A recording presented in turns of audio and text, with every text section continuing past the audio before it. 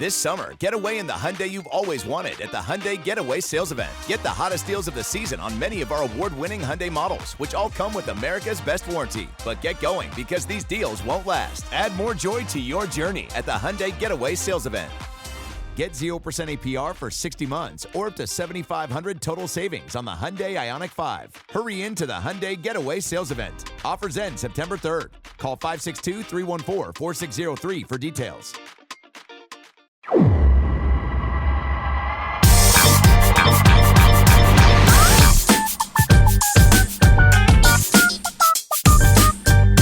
Welcome into the latest episode of the Show Before the Show podcast, the official podcast of minor league baseball, in which I missed the memo that it is flannel day today. Sam Dykstra, Benjamin Hill in New York City. My name is Tyler Mon. Long sleeve. It is August. What is this? 21st. What is the temperature in New York today? About 41. Celsius? Celsius. Yeah, Celsius, yeah. I mean, in all seriousness, like it's been in the 70s for much of this week, and it's dipping down to the 50s at night. Really? Okay, that is not happening here. Yeah, which I haven't independently verified this, but according to what I've read, it's the first time New York City has been in the 50s in August since 2013. Wow, man, that's pretty nice. Yeah, I could get used to that. Yeah. It is very much not the case out here. Although it hasn't been bad out here, but as soon as we signed on to Zoom today, I noticed two things, both in flannels, and Ben got a haircut, and it looks good. Looks very nice, Ben. I did get a haircut. Thank you. Yeah, I'm fresh and clean, and I'm not wearing the flannel because it got cold. It's just because, just did the laundry yesterday, but hadn't put it away. And this is one of the shirts that I had in the closet that was clean because it's flannel, and I haven't been wearing heavier shirts in the summer. But today, and especially because I'm going on the road soon, I didn't want to wear any of my prime, high quality road trip shirts just on a random day in the office. I got to save those for the road, where I throw them into a bag and take them out wrinkled and realize it's the same, like one of 5 shirts that I've been wearing every road trip for the last decade. Oh God, how I understand that. I get that way too well. I am delighted to see you both, and welcome into this week's episode of the Show Before the Show podcast. Ben teased our first topic of the day. He's got a road trip coming up. We are going to dive into that. And as noted, my name is Tyler Mon, Sam Dykstra, and Benjamin Hill in New York City. Thanks for hanging out with us on this week's episode of the official podcast of minor league baseball as we get closer to the end of the month of August. I've got another trip to a minor league ballpark coming up this weekend, not for the same sorts of things as Ben, but we'll talk about that a little bit. I'm going to Albuquerque, New Mexico, where it is not going to be in the 70s and then overnight in the 50s. Although it's not going to be nearly as bad as it looked like it was going to be. This weekend's like upper 80s, low 90s. Today in Albuquerque, it is 98. So I'm feeling a little grateful that the temperatures are going to be a bit less New Mexico August and a bit more moving toward fall. But Home Run Derby X, second edition of Home Run Derby X is coming up this Friday night in Albuquerque. If you're a Topes fan and you're hearing this, if you're in the Albuquerque area, I think there are still some tickets available. There might be like a handful of tickets left, and you can get those to come on out and hang out with us on Friday. Very exciting cast of characters, including Manny Ramirez, who is going to join Home Run Derby X for the first time coming up on Friday. So we're stoked with that. And this weekend, Ben Hill is hitting the road as well and headed to the great north of the state of Michigan. What's the nickname? What's Michigan's nickname? The Mitten? I don't know. It is the Motor State. Yeah. The Mitten State. Yeah. Great Lake State, the Wolverine State, I guess makes most sense. All right, Michigan. I thought you had a way cooler nickname. All right, Ben's headed to Michigan. Road trip, the final one of 2024. Yeah, this is how it goes. This is how it goes every year. It just feels like just yesterday I was trying to keep my anxiety in check as I got back on the road for my first trip of the season. And then bam, one in May, one in June, one in July, one in August. They're all starting to run into each other. And closing it out with this late August jaunt to the 3 minor league teams in Michigan and a couple others. But yeah, I'm flying in on Friday morning to Grand Rapids and then driving to the very nearby town of Comstock Park, I believe it is called, where the West Michigan Whitecaps play. LMCU ballpark is what that ballpark is named. I've not been there. since 2013. Like several of these trips, or several of the teams on those trips, I've not been there since 2013. So it's somehow been 11 years. I have some great memories from the first time I went there. There's been a lot of change to the ballpark in recent years, I think still ongoing. They will be playing as the Bung Hammers, which I think I've written about in the past, but I kind of forget. It has something to do with beer brewing and putting them in a barrel and using a bung hammer to. Yeah, it's like the hammer you use to smack the thing into the hole of the keg, right? Or of the barrel. Yeah, it seals the barrel. Seals the barrel, essentially, right? I don't know. Yeah. I guess that's where I was going to say, I guess that's where the term bunghole comes from. It probably right? does. Wouldn't it be? It has to be, right? Right. This is not a Beavis and Butthead show, but if it was, now we uncovered the etymology of that word. Anyway, please continue, Ben. Yeah. And so they're playing as the Bung Hammers on August 23rd, West Michigan Whitecaps, and then going to Great Lakes, Midland, Michigan, home of the Great Lakes Loons, the following day on Saturday, August 24th. Once again, my first time there since 2013. Then waking up early in Midland, Michigan on Sunday and making the drive to Toledo for a Sunday afternoon game. 6 years since I've been there, but that's such a great ballpark there. That's like one of the few remaining fifth third fields. West Michigan used to be a fifth third ballpark. I believe Toledo still is, but that'll be a Sunday afternoon game with the Toledo Mud Hens. And then I'll drive up to Lansing. Have a little time to spare in Lansing because there's no games in minor league baseball on Monday. Don't have anything on the agenda, but I will see the Lansing Lugnuts on Tuesday and then down to South Bend to see the South Bend Cubs on Wednesday, which would be July 28th. So those August are the 5 28th. teams.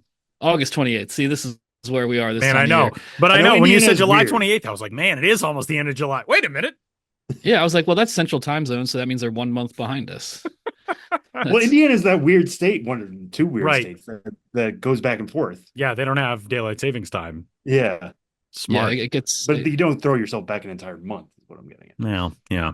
Well, it says you. Says, you report back. I don't know the next week. specifics, Sam. Let's not go Yeah. crazy here. I was just in Indiana last week. I guess I probably could have clarified whether or not it was July there. One thing about that itinerary, Toledo, not in Michigan, but I was once told by an ex-girlfriend who for some reason knew a lot about Toledo despite not being from there. Apparently Michigan and Ohio once fought a war over Toledo. I don't know if that's accurate or not. But back in the 17 or 1800s, there was some sort of armed skirmish between Michigan and Ohio over the city of Toledo. Wow. Ben, do some digging. I gotta dig. American history is fascinating. I mean, there's just so much. I mean, It is called the Toledo War, according to Michiganology.com. And there is also on Michigan.gov, there is an entire page on the Michigan versus Ohio War for Toledo, which was led by a 22-year-old territorial governor for Michigan, Stevens T. Mason. We shouldn't be putting 22-year-olds in charge of anything, but those are the consequences. So now now you got a fun fact when you go to Toledo. yeah, and they still have that Michigan connection, being a Detroit Tigers affiliate. So at least they got that going for them, even if the state lost out on Toledo. And it's a great town. I'm sorry, Michigan, that you didn't win Toledo in that skirmish, but can't win every skirmish. That's what I always said. Ben, one other thing about the ballparks that you're visiting, when I think of the West Michigan Whitecaps, I still remember in, I think 2010, 2011, when like half the ballpark caught fire in, I think January, and they had it rebuilt and open for opening day in April. Yeah, I think that was slightly later than 2011. I think that was after I visited in 2013. So, but it was still about a decade ago. I will have to look it up. But yeah, there was I believe it was like a space heater in a suite. 2014, you were correct. 2014, yeah. And a pretty massive fire, and they got that built back up. I mean, that ballpark also, was one of the comparative few that was built with no public money whatsoever. So they've always been, self-reliant in that term, and it's not the ballpark burned down. Now we have to coordinate with the county or the city or whatever the case may be. They got it done, and that was impressive. And when we did a special theme episode, what was that 2 off seasons ago, about all the renovations taking place at ballparks? We talked to Jim Jarecki the general manager, president of the Whitecaps, about their massive renovations. And so, like I was saying, there's going to be a pretty different ballpark than the one that I vaguely remember from 2013. But that was a great trip.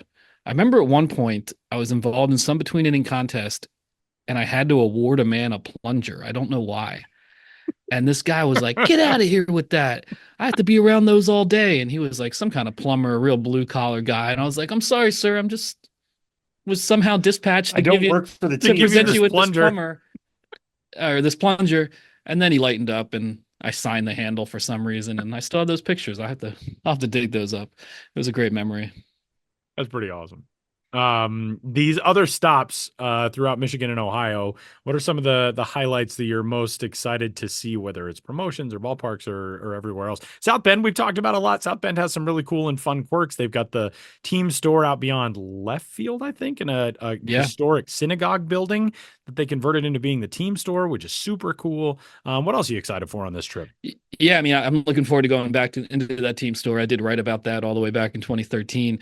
I forget the word for it, but something like desanctified or something like that. It's been whatever processes or rituals or you need to do to make a holy building suitable for secular purposes. They've done that. That synagogue used to be just beyond the outskirts of the ballpark, and when they did renovations, they kind of brought it within the outfield concourse. So that would be cool to see again. I've never been to a game in the South Bend Cubs era. Last time I went back in 2013, they were the Silverhawks still in their penultimate year as the Silverhawks. I believe they became the Cubs in 2015.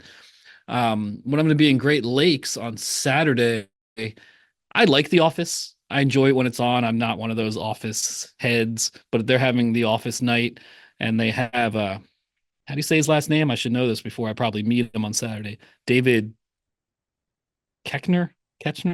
Oh yeah. I think it's Keckner, yeah. the actor. Yeah. He'll be at the ballpark on Saturday. So I think about him more from Anchorman, no? Yeah.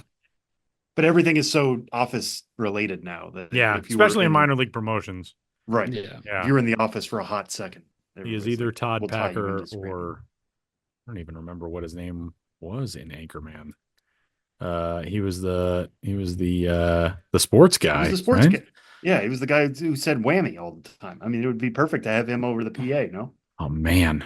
How do I not remember his name in Anchorman? There is somebody yelling right now at their radio screen. Champ Kind was his name. Champ Kind. Wow. At their podcasting device, they were screaming Champ Kind. Well, Ben, I'll meet Champ Kind on Saturday. You'll get to see Champ Kind. In Midland, Michigan.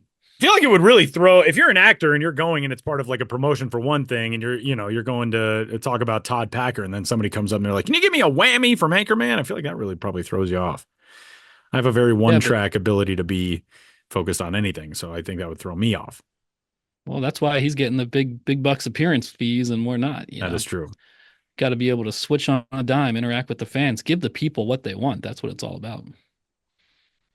Ben, one thing I wanted to ask about with this trip, and this is, I know my mind is usually on player development at all times, but you were saying that this is your first time to a lot of these parks since 2013. Back then, the Midwest League was at a different level. It was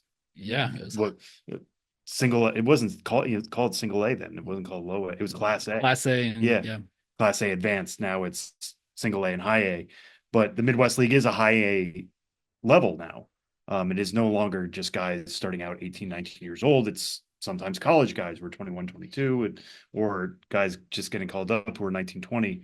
Do you ever notice a difference when you go to a ballpark and it's changed levels like that? Like nothing else about the league has changed. Maybe some names have changed, like Silverhawks to Cubs, but like when the level of play itself has changed, is that something you notice at the ballpark? Not a ton. It has to be usually in cases where it seems much worse than I remember is the only time that I really make a dent. But with me often not paying too much attention to what's going on in the field in the course of my wanderings and conversations and whatever else I'm doing, that usually is not something I really notice. But yeah, that first game I'm going to in West Michigan, Whitecaps versus the Lake County Captains. So we're going to have Max Clark and Travis Pisana. And I was told that Max Clark only does one like weekly media session, but it happens to be on Fridays. So I think I'm gonna pop in on that, even though I'm not the prospect guy. Sam, I will feed you questions. Yeah, I think you might have to feed me a few questions. I'm definitely going to ask him, how does it feel to be a bung hammer? Because those are the kind of hard-hitting questions we need to ask of our top prospects, and I'm just the man to do it. Honestly, Max Clark might be like the perfect guy to ask those questions because he's somebody who's very into Instagram and social media and how he's portrayed, and he's somebody who's like used customized shoes like during when was it? I think it was spring breakout, obviously in the spring, the first initial version of that, which is coming back for 2025. He wore sneakers that had like the tweets of his haters on them. Anybody who criticized him on social media like appeared on his shoes. I too own a pair of shoes like that. I wear them during this podcast. I was going to say, is it just all of my personal text? I was going to say, it's all the things that Sam and Ben say about me. Yeah. Yeah, fortunately you have big feet. And I deleted Twitter long one ago. Of the things that are on the but I'm still monitoring it. But anyway, I don't know. I legitimately would be interested to hear, like, as somebody who is thinking about a lot of different things outside of just baseball the way it is, and in a good way. And I don't mean to say he's distracted. He's had a very good first full season. But yeah, if you could get him on the record about like what it's like to play as a top prospect who has to wear these promotions, that would be kind of interesting. Yes, I'm gonna go for that, and I'm open for other questions. So yeah, send some along, or actually, yeah, I'll just have you on the line when I'm in the room holding up my phone. Yeah, like, I'm one of the families of an Olympic member who's just like, you wanted to see. Yeah, just FaceTime Sam while you're there with Max Clark. Well, Ben, you threw out the word penultimate earlier, which if you could copyright a word, I would think that would be at the top of your list as a Ben's Biz Buzz word. Really, I would think it would be second to last on this list. Good one, Sam. Sometimes I hate this show so much. But yes, you noted before we started that we're into teams' penultimate homestands of 2024, which is crazy. Yeah, I've always liked the word penultimate. I have no recollection of exactly where it started, but I started using it, on Twitter and in my writing, and then encouraging it, and gently chiding teams when they said second to last. And while I'm not credited often, nor do I need to be, it is a joy to me to see throughout the last week just press releases rolling into my inbox from minor league teams that say penultimate homestand. It's become like an industry accepted term, and we are now in penultimate homestand season, which of course means the second to last homestand for a lot of these teams are going on now, or they've just concluded the penultimate homestand or just about to start it. Not so much in AAA because there's a whole nother month in AAA, but everywhere else, if you're not in the penultimate homestand now, you're going to be real soon, and it might already be over. We're broken records, but it always is surreal that we're talking about these things. However you want to phrase it, that we're just talking about the season wrapping up, my final road trip, penultimate homes, the flannel boys doing the podcast together. The seasons are changing. The autumnal creep is creeping. That's my nickname for Sam normally. Yeah. Like October and beyond. Like, here he comes, the autumnal creep. I have no comeback for that. That was a good one. I will wear that one like I will wear plaid for the next 5 months. Well, Ben, what are some of the best promos that we've got coming up? I know my old squad in Myrtle Beach, South Carolina, they have a new all-time winningest manager in Pelicans franchise history, Buddy Bailey, who's been there in a couple different iterations, I think, a couple different assignments to Myrtle Beach. But they've got a Buddy Bailey honorific bobblehead coming up. Yeah, we talked about Buddy Bailey a couple weeks ago in the show when he moved into third place on the all-time managerial wins list. And they just announced, on the promo schedule going into the season, it was like, surprise bobblehead, stay tuned. And that bobblehead on August 31st is a Buddy Bailey win counter bobblehead. So it has a little numbers, a little wheels next to it that you can spin and update it to keep track every day of Buddy Bailey's win total as he goes for that number one spot, which we've talked about before, could happen as soon as 2026 if he stays in the game and keeps at this. So I think that's a pretty cool promotion. It's the second counter promotion that I'm aware of this year. Indianapolis gave away a Paul Skeens strikeout counter bobblehead this season. And I just think that's a cool, I vaguely remember other teams doing it in other years. It's not necessarily a new idea, but I just think that's a cool twist on a bobblehead, is to have a counter on it to keep track of the players' strikeouts or a manager's win totals or whatever the case may be. So I think that's a pretty cool one coming up, not this week, but next week. In the immediate future, this is something we've talked about quite a few times in various permutations over the years, but what are we if not broken records? But it's coming around again Friday, the same day this podcast comes out, the same day I go to West Michigan to ask Max Clark about bung hammers. Elsewhere, Manchester, New Hampshire, the Fisher Cats are playing as the primaries, because they do this every election year. They play a game as the primaries. And as we've talked about in this show, but in case you need a refresher, when that team had their name, the team contest, blah, blah, blah, they announced initially that they would be full-time known as the primaries, celebrating New Hampshire's, first in the nation primary status for the presidential primaries. And then there was a lot of public uproar. Teams over the decades learned to say all publicity is good publicity and ride with that initial negative wave. But, back about 20 years ago, when the New Hampshire new team in Manchester said, we're going to be the primaries, they were like, oh no, we don't want to offend you. And they changed the name of the Fisher Cats because everyone loves a Fisher Cat. Everyone loves a nocturnal animal who kills pets. But, hey, better than politics, am I right? But it's cool that they go back with that. It's got a donkey on the on the left sleeve, an elephant on the right sleeve, red, white, and blue jerseys. It's a pretty cool look. Sam, I believe you have some primaries gear. I feel like haven't I seen you wear a hat or a shirt? I do have a hat. It's an Uncle Sam hat. Yeah, where Uncle Sam is like the state of New Hampshire is behind him. He's pointing out. I mean, come on now. He's calling a shot. Yeah, he's calling a shot.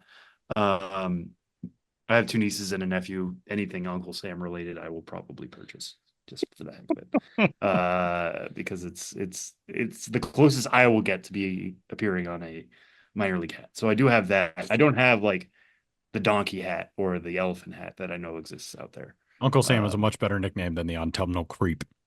Yes, it is. So let's use that one moving forward, please. Eh? Yeah, please continue, Ben.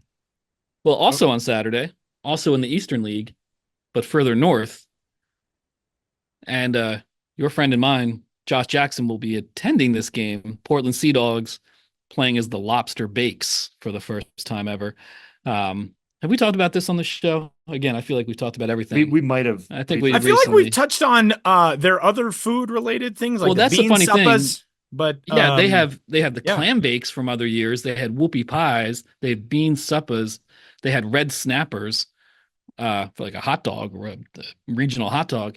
So they went through 4 regional identities in Maine before getting to lobsters. I mean, you've been to Maine. We've all been to Maine. Tyler, have you been to Maine? I have been to Maine. You've been to Maine. Yeah. It's a culinary feast up there. I mean, yeah, it is pretty amazing. They do seafood exceptionally well.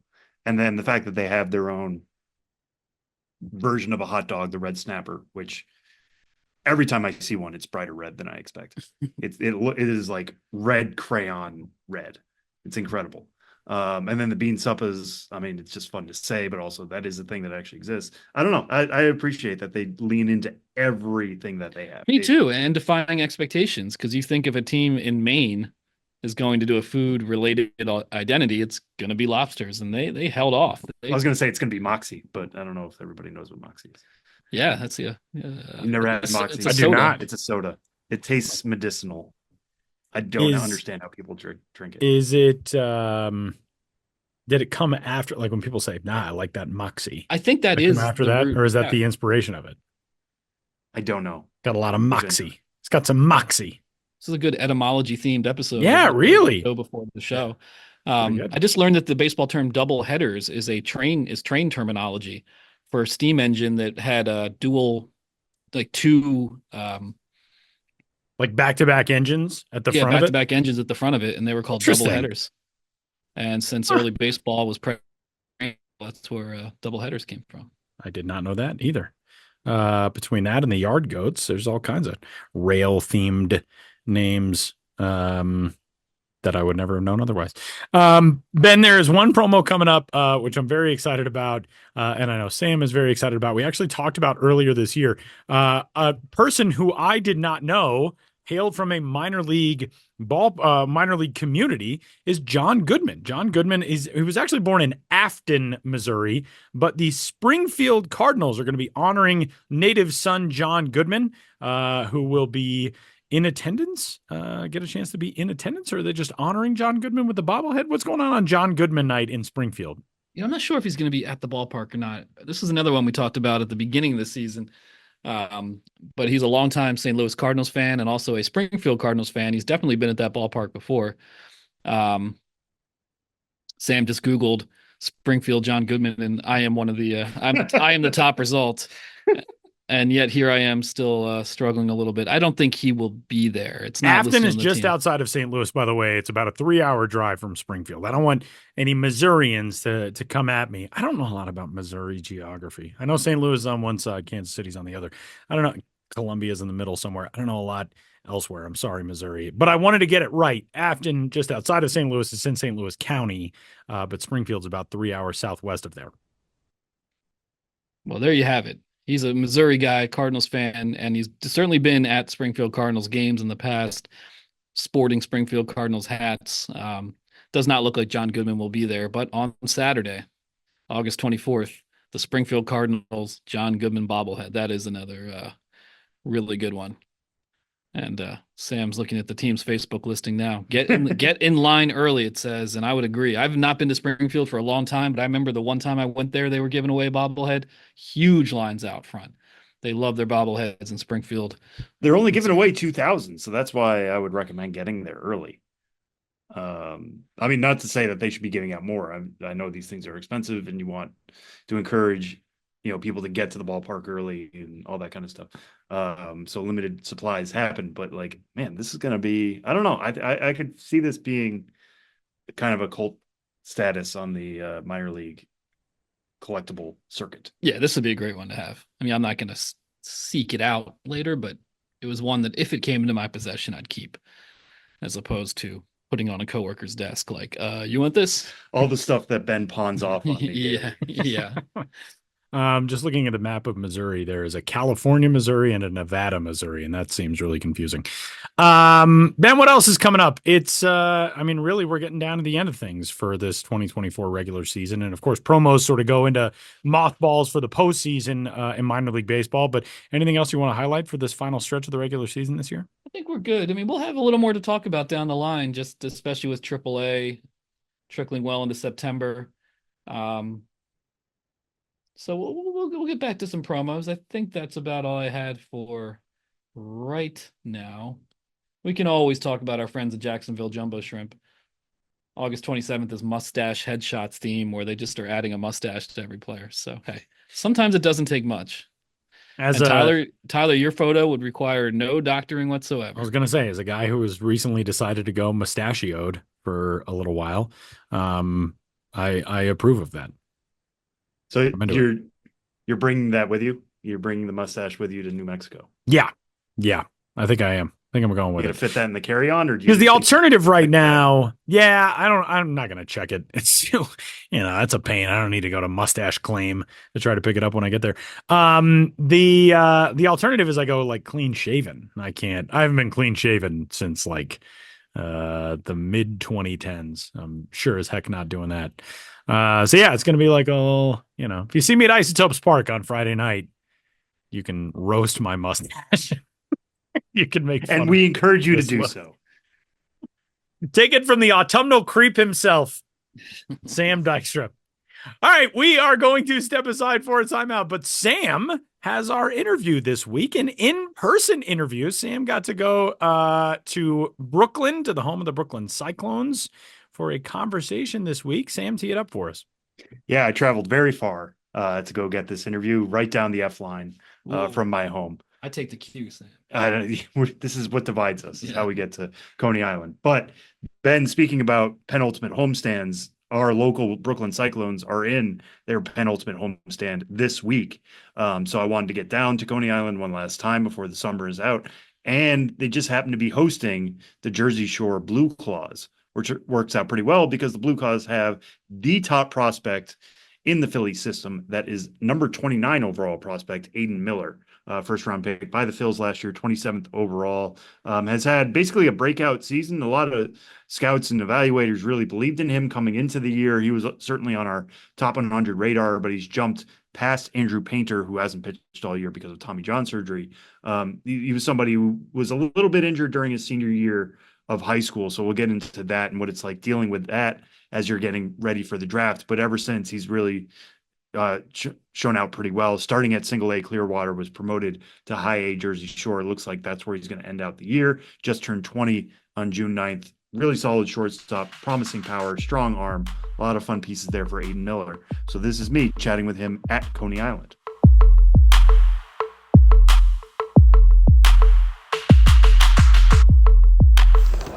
It's Odyssey's AI Minute, presented by Oracle. AI and green energy are teaming up.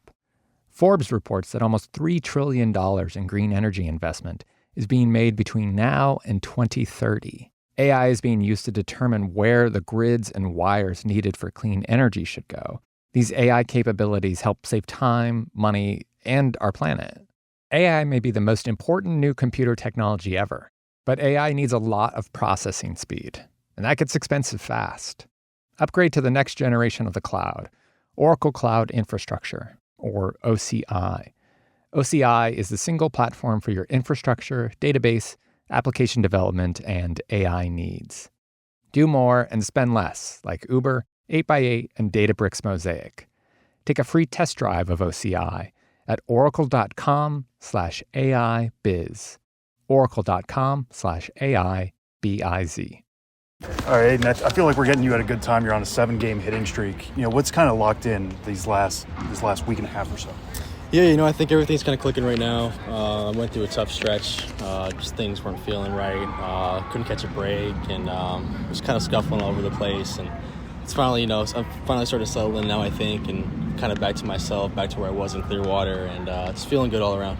When you say things weren't feeling right, what was that? Yeah, I think I was just trying to press a little bit too much. Kind of got away from who I was, my identity at the plate, trying to do too many things instead of just going out there and compete and be an athlete, which, when I do that, I feel like that's when I'm in a good spot. So, I just got away from myself, and, I think I'm kind of back to where I am and, feeling good. So, are there specific adjustments you make to get back to yourself? Do you watch video? Do you work in the cage on specific things? How does that go about? Yeah, I think I got into a little rabbit hole of watching too much video, trying to figure out, what was going wrong. Am I doing this? Am I doing that? And, I think it just wasn't just healthy. And I think really the biggest adjustment was going out there and just playing, just trusting my ability, just being an athlete. And, when I kind of started thinking like that, everything started clicking. So, yeah, taking a lot more pressure off myself, getting comfortable and just going out there and being myself. I think that's the biggest adjustment. Yeah, when you talk about that pressure, does that come from being promoted and moving up to high A? Yeah, I think it's a lot of things. Looking at too many things on social media, getting promoted, part of my first year. So a lot of the, just being, not comfortable yet. There's a lot of things mixed up and it kind of got away from who I was. And, yeah, that was pretty much it. Was there one moment where it felt like it was clicking and you were back to your regular self?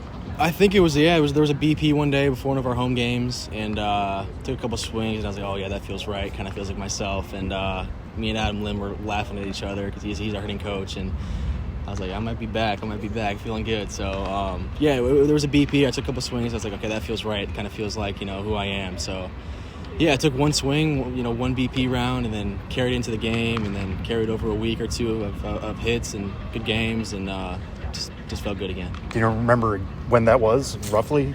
It was after the All-Star break, I know that. Yeah, I kind of went home to the All-Star break, reset a little bit, hit with my hitting coach back home, and kind of felt at home again and just got back to who I was. So I think it was really, taking some time off during the All-Star break and just getting back to myself, and that's kind of when it clicked. Yeah, when you say getting back to myself, how do you describe that? just being an athlete in the box, I always joke and say I started wearing short pants, and as soon as I did that, I started hitting again. So, I kind of owe my credit to the short pants, so I'll just say that. Yeah, no, I like that description a lot. You talked about the All-Star break. One of the things you got to do this year was participate in the Futures game. What was your takeaway from that experience? That was awesome. That was such a cool experience, being around the best of the game, the minor leagues, and our incredible coaching staff as well. I got to learn from so many guys, and I was only there for like a day and a half, but it felt like weeks. I learned so much information, and I was there with my buddy Crawford as well, which is cool. Played with him a little bit up here in Jersey, and I kind of got to, ask him questions and see what it was like, because he was there the year before, and he was a great help to me at what to expect. It was just so fun. My family was there to watch. My friends came out, and it was a great experience. Mm-hmm. Besides Justin, was there anybody you gravitated towards specifically?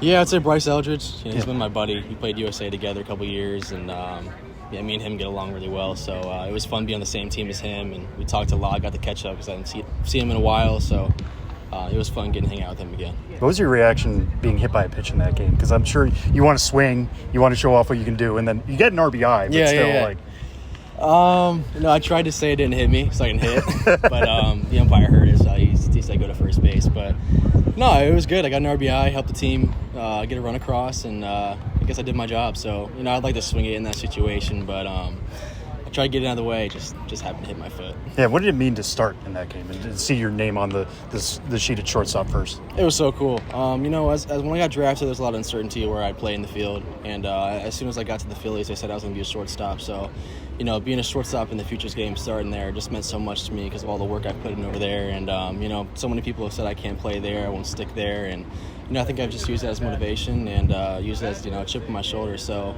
to start in that game at shortstop mean a lot to me. Yeah, I was going to bring that up. I mean, a lot of people thought you were going to eventually move over to third base, but it's been all shortstop this year. What do you feel like you've done to kind of lock down that position at least this point in your career? Yeah, there's been a lot of ups and downs over there, just learning the position. But I think it's because of my bigger frame. Everybody thought I'd be a corner, third base or corner outfield, and you never know down the road that might be the case. But for now, it's at shortstop, and just playing more games there, getting more reps, and just getting my feet whatever there. I think it's helped so much. I think I've always had pretty good hands and good feet, just good feel for the game all around, and I like being involved in the field as much as I can. And at shortstop, it seems like you're moving around every single pitch. So. An incredible help to me has been Aidan Miller. He's our infield coordinator here with the Phillies, and he's really like a relatable guy because he was kind of in my shoes, and people said he couldn't play over there as well, and he's been in my corner and supported me the whole way, and for him to believe in me as much as he does, and that means a lot to me. So yeah, is there a specific type of play you feel like you're making more as the season's gone along? Yeah, I think the slow rollers. I think I've always been pretty good at slow rollers because being at third base, kind of that's one of the main plays you have, but. Yeah, I think really just like slowing the game down though altogether on every play, realizing how much time you have, really mastering that internal clock, and knowing when you need to let it loose and when you can take some off, and just overall just like playing. I feel like every day I'm learning so much over there, and there's a play you never had before every day, and it's just been a lot of fun. Yeah, and going back to your time at the Futures game, you have some experience in that environment with the All-Star or the All-American game. You won MVP, participated in the Home Run Derby. How much were you relying on that, and how much did you kind of recall that experience when you're going through this stuff? That was cool. It was a big thing. I was a junior in high school, and getting a hit in the Home Run Derby in front of 50,000 fans in Dodger Stadium. I was super nervous, but I think it's really prepared me for pro ball and those bigger situations because I went through it at such a young age. So. That was kind of a similar experience, kind of reminded me of the Futures game, and the same kind of feel, some similar guys there with Max and Bryce, and it reminded me a lot of the All-American game, and just getting to play in that, and last year, 2 years ago, and then getting to play the Futures game this year was just like super cool. So. Is there any times you step up here, like even in high A, you're just like, oh, this is a new level, but it's not Dodger Stadium? Yeah, no, for sure. I don't think anything could top that until I make it to the major leagues. But no, that was such a cool experience. But even like stadiums like this get good crowds, and back home in Jersey we get good crowds as well. So I feel like I play better with bigger crowds, and being in that spotlight, I think it brings more out of me. So gotcha. And just to go back to your draft experience, obviously coming off that All-American game, a lot of eyes were on you that spring, and then you suffered the hamate. What was your first reaction when that was happening? Did you immediately think of the draft, or are you thinking about other things? Like what happened? Yeah, that was tough. I think the first thought that came in my head was like, dang, I'm not gonna get a shot at the state championship. We had a pretty good team that year. One of my buddies, Trevor Harrison, got drafted to the Rays this year. He was on that team. He was our ace. So I thought we had a pretty good squad. A lot of my buddies I grew up with playing, so it was kind of our last ride together. And then to go down my first game, breaking my hamate, just kind of stunk. So, it was a tough couple weeks. Hearing that news and not knowing you're not going to play the rest of the year stunk. But I think my biggest focus was just getting healthy and proving to scouts that I was healthy when I got healthy. Doing private workouts, flying out to stadiums, taking BP, taking ground balls, and I think by like April, June, I felt pretty good, May, June, and just started preparing for the draft. I kind of knew it would hurt my stock a little bit, but I just tried to control the things I could control, which was getting healthy and just trying to get back out there playing as fast as possible. Were the Phillies one of the teams you got to work out with? Oh, no, believe it or not, I didn't talk to them at all. Yeah, really? We didn't have, I think I had maybe one phone conversation with them early on in high school, but going into draft night, I thought there was no chance I'd go to Philly. Just because we didn't really have any talks, no pre-draft meetings at the combine, anything like that. So it was a big surprise for me and my family. But I'm glad it worked out the way it did. Yeah, when did you find out? I'm guessing it was your agent who called. Pick 26, I found out. Oh, really? So yeah, it was right before the pick. I knew my agent called me. He said, "Hey, the Phillies are taking you right here," and it was really cool. So. Yeah, and what was their explanation when they took you? Like as you were starting to get included in the system, those first couple days, like if you weren't aware of their interests? Yeah, no, I think the biggest thing was, what kind of hurt me in the draft was the injury and then my age. I was 19, 19 in 1 month, so a lot of that's a draft model bust, they say. So the Phillies didn't care. They saw me play that junior summer. They liked my bat, and they liked the player I was. They didn't care about all the concerns and all that stuff, and they wanted to take the player that I was. So it meant a lot hearing that, and I knew that they really liked me going into it. So having that connection where you're going to a team who really likes you and you like them, and it fit really well. Yeah, is there anything you've learned about the organization that makes it a particularly good fit in terms of hitting philosophy or development philosophy? Yeah, I think all around. It's a really individual-based development, I'd say. So there's not one way to do things, which I really appreciate, because I have a lot of weird things I do at the plate, or just like in general. I think every player and every hitter is different, and you can't teach hitting the same exact way. So I've been really appreciative that they've been kind of individualized, kind of let me do my own thing and make adjustments here and there. But no, it's been great. Everybody I've ran into in the organization has been incredible, such a good help to me, and they all want the best for me. So I couldn't be happier where I'm at. Yeah, what would you say is a weird thing you do at the plate? I kind of have a hitch, they say. It's kind of a little calmed down naturally over time, but going into the draft, there was another big thing, like, hey, he's got a big hitch. Who knows if it's going to work against higher velo? And one of the things I really wanted to make sure, like this year, was to be on time for the heater, and I think that was one of the things that kind of started to tone down a little bit, just getting a more like consistent, more natural swing and or load. And I think that's been a great help to me this year. And you were talking about being a draft model breaker in that way. Is that kind of a chip you have, on your shoulder? As your first round pick, like you still were picked pretty high, but yeah. 2016s didn't really see much of you in that spring. Is that something you still think about? Or at first it was, for sure. And then you start thinking about it. It's like you can't really blame them, because nobody saw me play for almost a year. So it's like they can't draft what they don't know. But it's definitely something I've used as motivation, knowing I could have gone higher in the draft, and I think that's always on my mind when I'm out there playing every day. So. And being a Florida guy, what was it like just playing in Clearwater the first half of the year? Did you have family coming all the time, or like constant ticket requests? Yeah, I think every single game I had like 10 tickets, friends, family, people. It was really cool. My first couple of games in professional baseball, having my whole family and friends come watch was like kind of a dream come true. So I think it really helped me adjust to pro ball as well, being so close to home and just a phone call away, and getting dinner at home on the weekends, and still being around my family kind of helped me adjust to pro ball and get comfortable with it. So yeah, it was a great couple months, but I'm glad I'm on my own now and kind of doing my thing up here in Jersey. So yeah, I was gonna say, what's the biggest transition from going from Clearwater? It's your first adult job really out of high school, but now you're miles and miles and miles away. I think just living on my own, making my own food, doing laundry for the first time.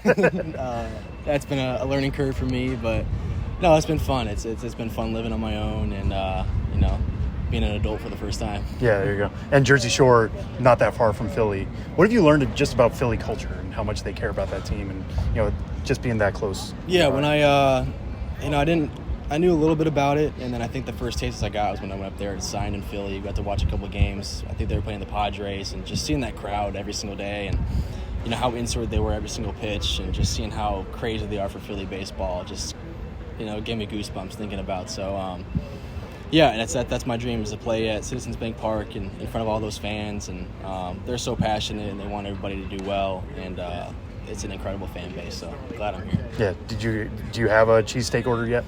Nailed down? I went to, what's the place called? We went to a bunch of places in Philly, and I think I had way too many cheesesteaks when I was up there signing, right. So no, but they're good.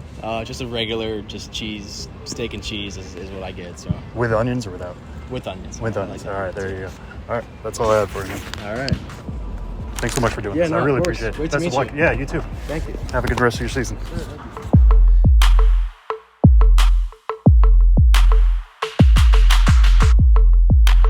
When you're worried about underarm sweat and odor, it can be distracting. Like this. Or this. Or even this. It's time to silence those distractions with a spray of powerful Dove Men Plus Care antiperspirant. Featuring our 72-hour protection and soothing 1/4 moisturizing cream. Because when you forget about your underarms, you can focus on being unforgettable. Dove Men. Forgettable underarms, unforgettable you.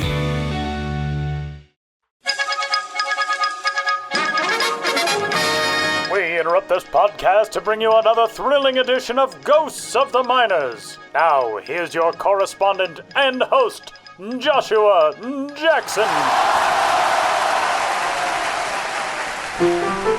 Welcome back to Ghosts of the Miners, in which all of you out there in radio land must identify the legitimate historical ball club or player hiding amidst the fraudulent pair. One once put it all on the line on the field. The others left it all to imagination. In the last segment, I asked you which of the following minor league baseball players did at one time exist. A. Dante Hanks. B. Ovid Nicholson. C. Socrates Cruz. You roamed into the right answer if you picked B. Ovid Nicholson, who, like his Roman poet namesake, will be studied by those interested in the classics for centuries to come. Old Ovid Nicholson nicked 111 bases in one minor league season, just 123 games, setting a record that's gone down in history. It was a mark that stood for over 50 years. And Ovid was an Ovid that stood for over 15 years in pro ball.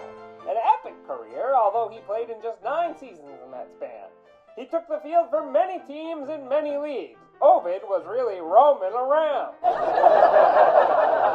The first was the Kansas State League in 1910, when Nicholson noticed an advertisement in the Sporting News, or so the story goes. In fact, the story of the Sporting News ad attracting Ovid appeared in the Sporting News.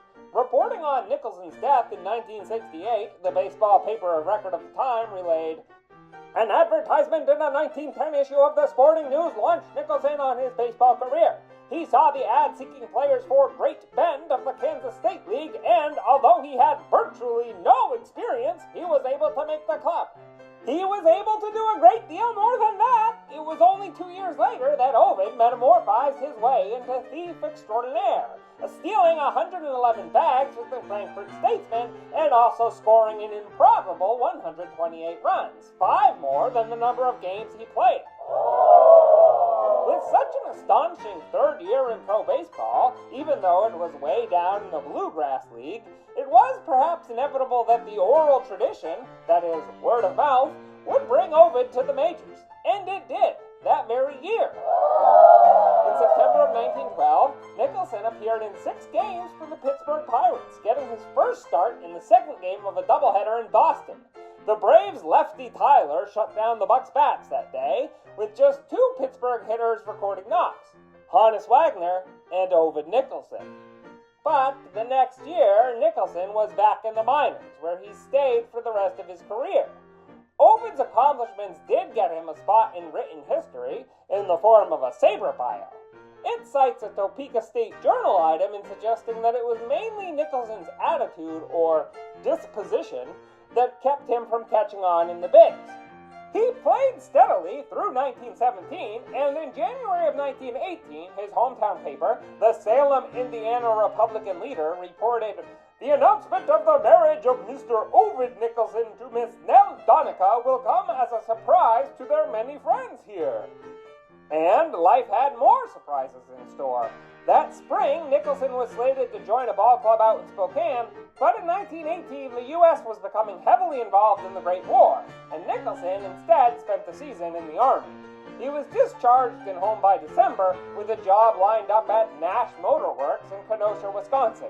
That was the end of Ovid's playing career, except that he was hired to manage the Ludington, Michigan Cars of the Central League in 1926. That Central League merged with the Michigan-Ontario League to form the Michigan State League 24 games into the season, but Nicholson seems to have gone back to Kenosha at year's end. And that's how the mythology on Ovid Nicholson was passed down. Now, on to the question for next time. Which of these teams soaked it all up in the minors of yesteryear? A, the Fieldale Towlers. B, the Pottsville Napkins. C, the Portage Dryops. Want to know the answer? Don't spill. Or tune in the next Goes to the Minors. But for now, you'll have to excuse me. My producer Ben Hill is about to do a high dive, and I've got to fill the pool.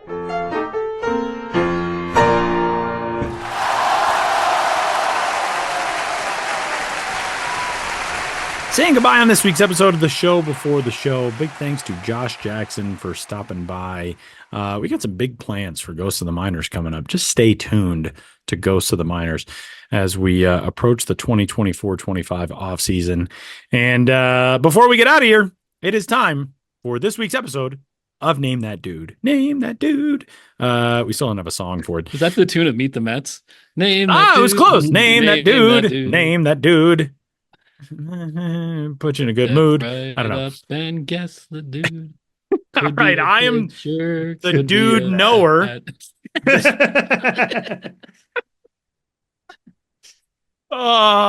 We all are acting like three guys who have not slept in like a week today. I don't know why. There's a lot of delirium on this week's episode. And I like a long season, Tyler. Yeah, it has been. It has been, especially for you guys who actually do work. I've just like been sitting around my house playing college football 25 for the last month. Speaking of which, we do have some programming notes. Next week, Final Home Run Derby X in Nashville. You can find tickets for that. That one might be already sold out, but you can check out the Nashville Sounds. You can try to get tickets for that. The following week, and for 2 weeks after, I'm going to be in mainland China for the U23 Baseball World Cup. I have no idea how we're going to do the show. So stay tuned. I don't know what's accessible on the internet and what's not. Is Zoom going to work? Will we record? Will you hear from me on the show before the show podcast as the regular season comes to a close? Who knows? Stay with us. And who knows what month it is there. I mean, yeah, exactly. Like if in Indiana it's still July, you go across the date line. Like who knows? It might be in the future. It might be 1960. I don't know. I don't know what's happening. Okay, so this week on Name That Dude, I am the dude knower, and you are the dude guessers. Are you ready for your assignment? Ready as we'll ever be. Haircutted and coiffed Ben Hill and the Autumnal Creep. Let's dive in then. This dude was originally drafted by the Toronto Blue Jays in the 20th round of the 1989 MLB June Amateur Draft, according to Baseball Reference, drafted from the University of California, Berkeley, which you might know as Cal. You might be one of those people who calls it Berkeley. They, as an athletic department, want to go by California now. That's their whole big thing. And nothing says Atlantic Coast Conference like the Cal Bears. So he is a Cal product. He made his professional debut in the New York Penn League with the St. Catharines Blue Jays back in 1989 in St. Catharines, I think that's Ontario. the first time we've ever mentioned the St. Catharines Blue Jays on the show. Who also, the St. Catharines Blue Jays became another team that had logo of a guy. Weren't they the Stompers? Wasn't that the name of that team for a little while? Yeah, I remember. There was a minor league. Oh, they were. Okay. 1995, they were renamed the St. Catharines Stompers. They had a very weird logo of like a guy who was grape stomping. It's a reference to winemaking, but the logo was just like this big, a dude with his big foot who was getting ready to stomp down on some grapes. It was a little odd. I saw a St. Catharines Stompers hat at like a thrift store last year, and I was like, if this was in my size, I would probably buy it. Anyway, that has nothing to do with this dude. But if you get a chance to look up the St. Catharines Stompers logo, it's really something. So they were the Blue Jays from 86 to 94 and the Stompers from 95 to 99. But for almost all of that time, they were a Blue Jays affiliate. And they were in 1989 when this dude made his debut. The following year, he moved up to High A Dunedin in the Florida State League. Then he was with the Knoxville Blue Jays in the Double-A Southern League in 1991. And in 1992, he finally cracked the big leagues. He made his major league debut in 1992 with those Toronto Blue Jays, but that was not the only team that he played for that year. He also spent time with the New York Mets. And then proceeded to spend the 93, 94, and 95 seasons with the Mets.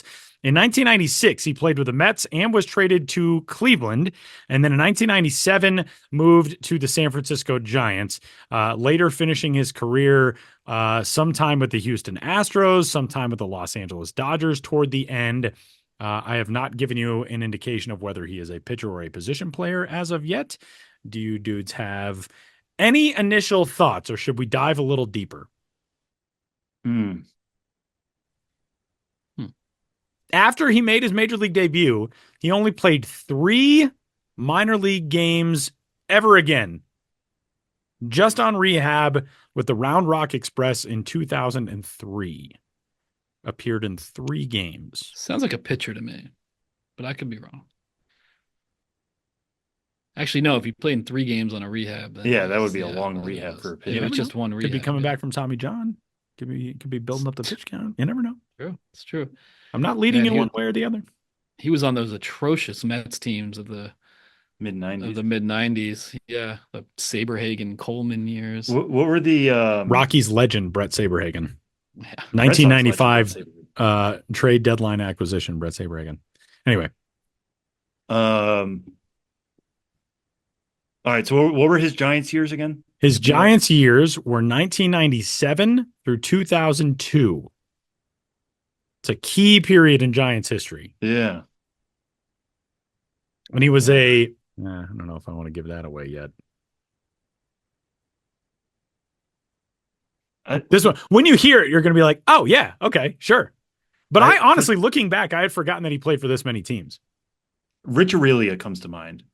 That's a good guess, but no. Rich Aurelia, by the way, was with the Giants from 95 through 03. So he spanned the entire time of this player's career with the Giants. And then he was back with the Giants in 07, 08, and 09. Yeah. Man, Rich Aurelia was a good player. I'm in the right era, I guess. It's just it's a lot of other details I'm getting wrong. Yeah. Edgardo Alfonso popped into my mind, but he was later. He was like a bit later. Another good one. Did he play for the Giants at all? Shares some. No, he wouldn't have played that many years. So never mind. That was a bad joke. Edgardo Alfonso shares the Mets ties with this player, and he was on the Giants, but just after this player left the Giants, which might give you a little bit of a key as to who this player is. How long was this guy with the Dodgers? He was with the Dodgers for the final 4 seasons of his career. 2005 through 2008. It is Jeff Kent. Yeah. Sam got it. Jeff Kent. I don't know why. Well, I do know why. I know exactly why I thought of Jeff Kent. It's because we were talking about mustaches. that was the reason why I thought of Jeff Kent. Jeff Kent, who famously fell off of his truck while washing it and was placed on what was then known as the disabled list, now the injured list. That's the one thing I remember about Jeff Kent. The other thing, he and Barry Bonds, they came to blows in the dugout once, and they just always seemed to be on the verge of ripping each other's heads off, which was very entertaining for being somebody who watched a lot of National League West baseball at the time. But man, Jeff Kent, that dude was a monster for a little while. In 2000, Jeff Kent played in 159 games for the Giants, batted .334, .425, .596 with 33 homers and 125 driven in for a .1021 OPS. And that's 2000 in San Francisco. I mean, not as though it's a launching pad there in San Francisco now, but 2000 I think was still Candlestick, right? Yeah, that would have been. So anyway, Jeff Kent, mustache, all the rest. Jeff Kent also on Survivor. He's the one. Oh, no way. Yeah. I did not know that, actually. So there are some people out there who might. I hope if you're listening to this podcast, I hope you would know Jeff Kent as like the borderline Hall of Famer second baseman. But yeah, Jeff Kent. I'm a little disappointed. Oh, thank goodness. They did put in. Oh, okay. Here's something I had completely forgotten. In 2002, quote, the Giants front office had lost confidence in Kent after an incident during spring training left him with a broken wrist. Kent had initially claimed that he had broken his wrist after slipping and falling while washing his truck. I forgot this part. Ensuing media reports indicated that in reality, Kent had crashed his motorcycle while performing wheelies and other stunts in direct violation of his contract. Forgot about that part. But Jeff Kent, he is this week's dude. And 17 big league seasons for Jeff Kent. Crazy. Yeah, like most of these, it seems so obvious in retrospect. I was thinking too, like I watched the Mets a decent amount during those years as a Phillies fan, but Jeff Kent, yeah, he really made a name for himself in the Giants. I should have been thinking more San Francisco than New York. And like he had 2 really good seasons with the Astros, 03 and 04. He was really good with the Dodgers, 05 through, really through the end of his career. 2008, he's still OPS 745, like not a bad season for a 40-year-old guy. As I say, approaching my 40th birthday next year, not a bad season for an ancient, old, desiccated bag of bones at 40. Yeah, Jeff Kent on this week's episode of the show before the show. Ben had a dude teed up, so he's going to hold that dude for next week. And that'll do it for this week's episode of the show before the show. Ben, travel safe. Enjoy. Where do you fly into? Grand Rapids. Okay. Got a direct flight. It's at Gerald Ford International Airport. He grew up in Grand Rapids. The Whitecaps recently did a promo related to him, a bobblehead on the 50th anniversary of his inauguration. And when I was looking up Gerald Ford in relation to that promo, I learned that he was born Leslie Lynch King Jr. What? But his name as the president was Gerald Rudolph Ford. I was like, wow, he had a whole different name. True story. On Earth? Yeah, look it up. Instead of me acting like I know more about it, but basically he had a father who was interesting. Yeah. Who was abusive and abandoned the family. Wow. Was the name of his stepfather. And somehow they didn't just change his last name to Ford. They made Rudolph instead of Leslie Lynch King Jr.